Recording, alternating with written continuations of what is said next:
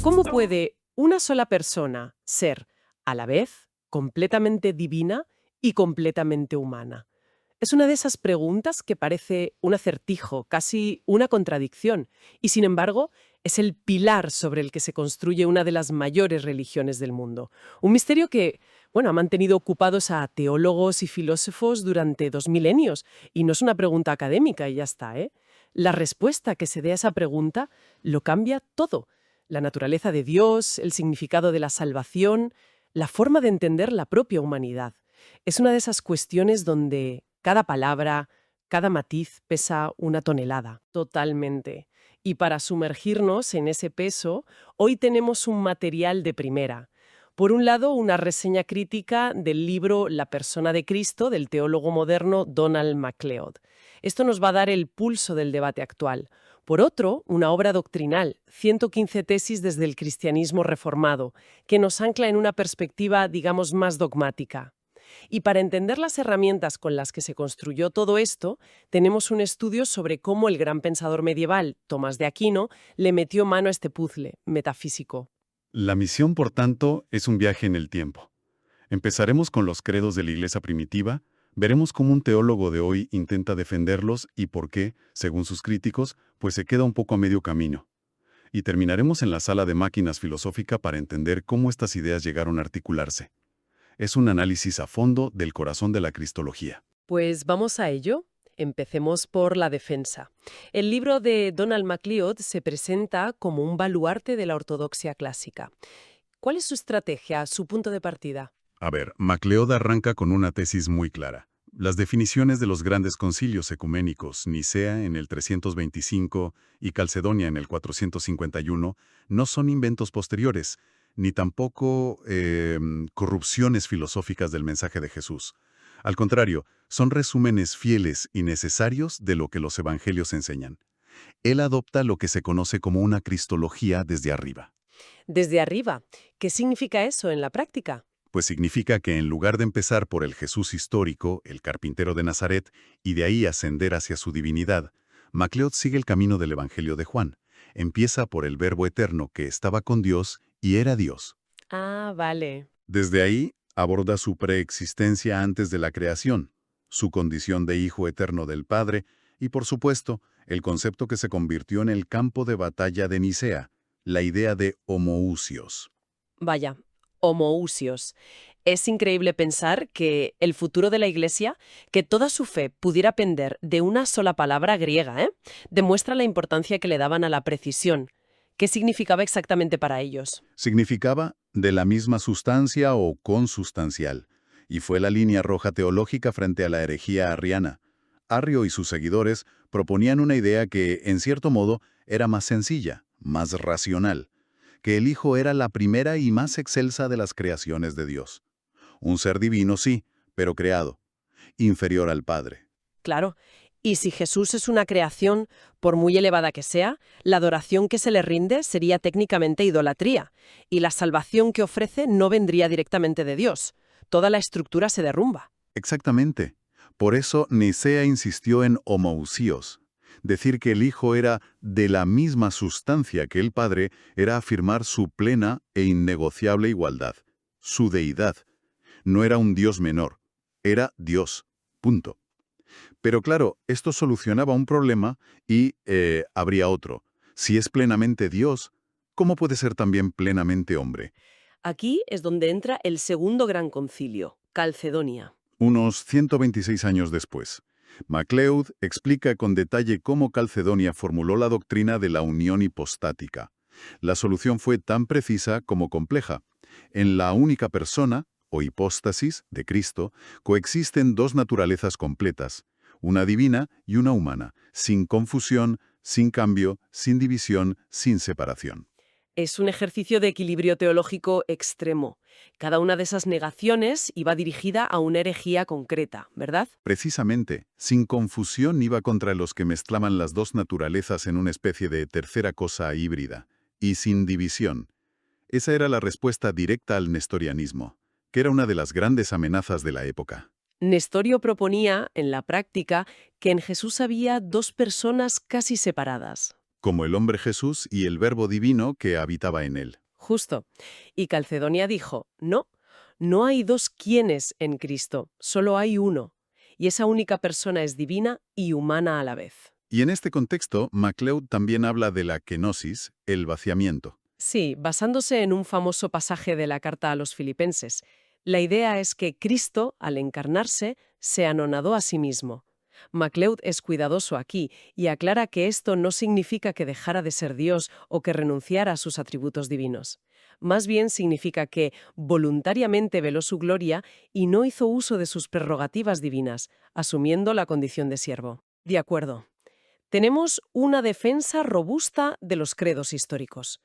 Pero aquí es donde la reseña de Ben Carlson, la otra fuente que manejamos, introduce una nota discordante. Dice que MacLeod, a pesar de sus esfuerzos, no da en el centro de la diana. ¿Dónde está el problema? La crítica es sutil pero demoledora. Carlson argumenta que MacLeod defiende las palabras de los credos, pero en un punto crucial vacía de contenido una de las más importantes. El punto de fricción es la frase «hijo engendrado», en griego monogenes higios. ¿Qué controversia hay con engendrado? Parece una palabra bastante directa. Pues no tanto al parecer. MacLeod sostiene que engendrado no añade mucho al concepto de hijo, que solo enfatiza que es único. De hecho, la reseña lo cita textualmente admitiendo, no sabemos qué es engendrado. Lo trata como un misterio insondable, una palabra cuyo significado preciso, pues, se ha perdido. Una postura de humildad intelectual, podría decirse. No lo sabemos, así que no especulemos. ¿Qué objeción se le pone a eso? La objeción es que no es humildad, sino un agnosticismo innecesario que desmonta la lógica interna de la teología trinitaria. Para los padres de la Iglesia en Nicea, engendrado no era un sinónimo poético de único, era un término técnico y absolutamente crucial. Implicaba una relación de origen, una generación eterna desde la esencia del Padre. Un momento, ¿una derivación? Pero eso no lo haría inferior, que era justo lo que Nicea combatía. Suena peligrosamente parecido a la postura de Arrio. Esa es la genialidad y la sutileza del argumento de Nicea. Para ellos, esta generación era eterna, no un acto en el tiempo. No era una creación, sino una procesión dentro de la propia vida de Dios.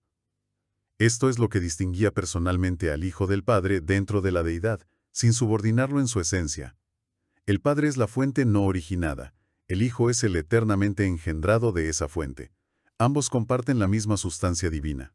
Nuestra otra fuente, la 115 tesis, lo reafirma de forma tajante. La tesis 10 cita directamente el credo de Nicea.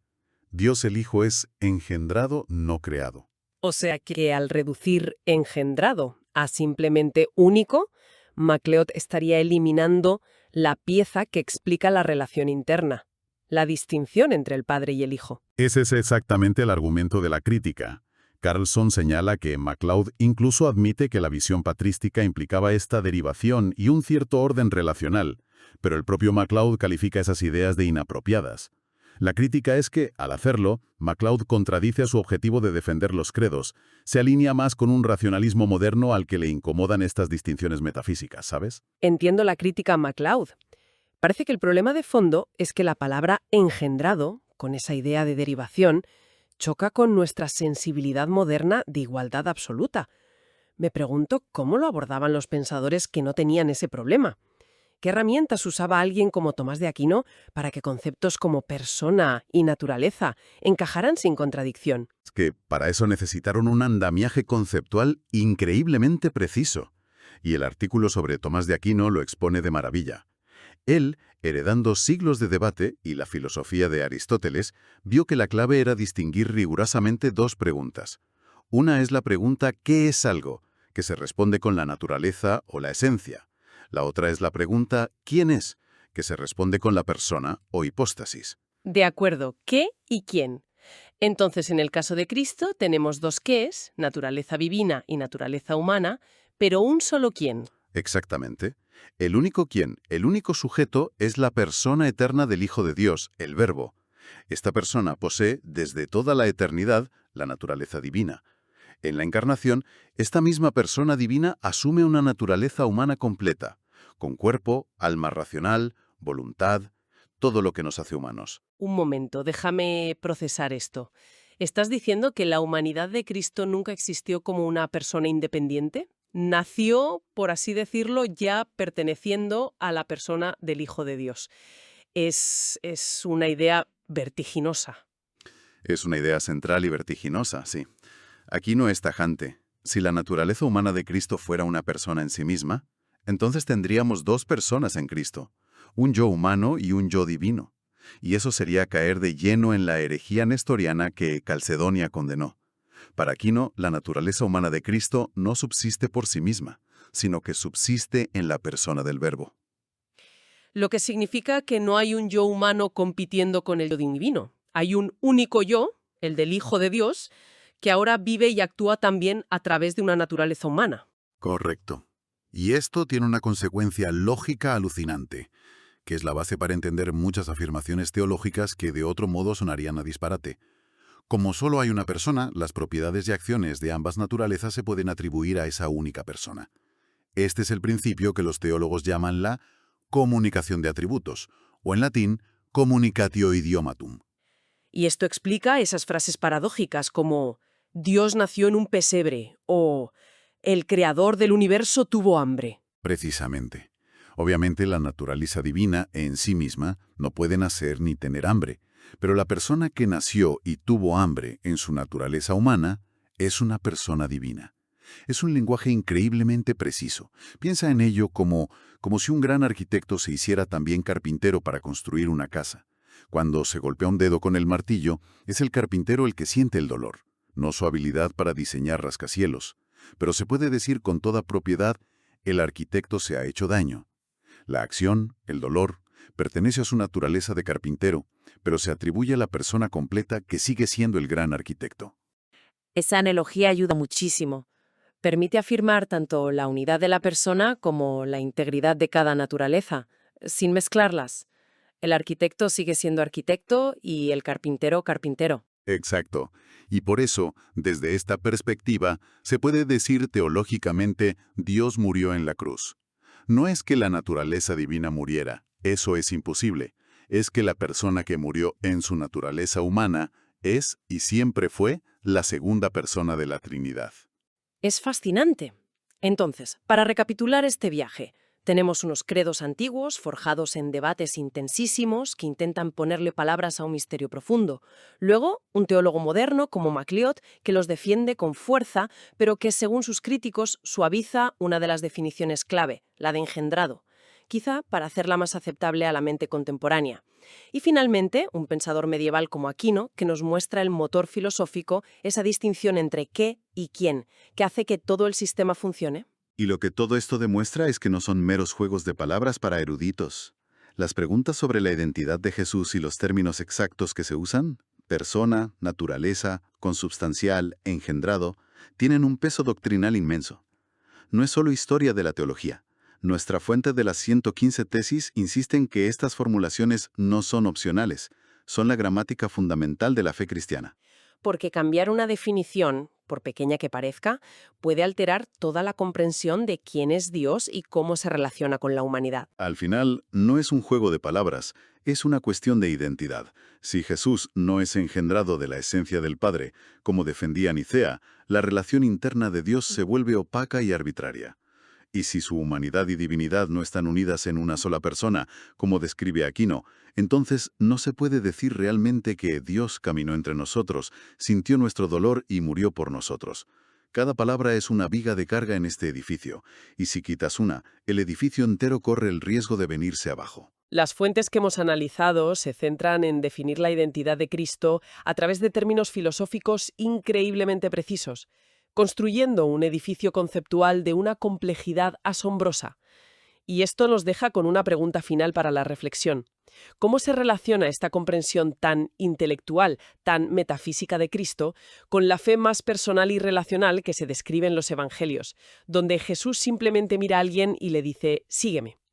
¿Estas definiciones complejas enriquecen y protegen esa fe sencilla o corren el riesgo de volverla más abstracta, más distante del encuentro personal?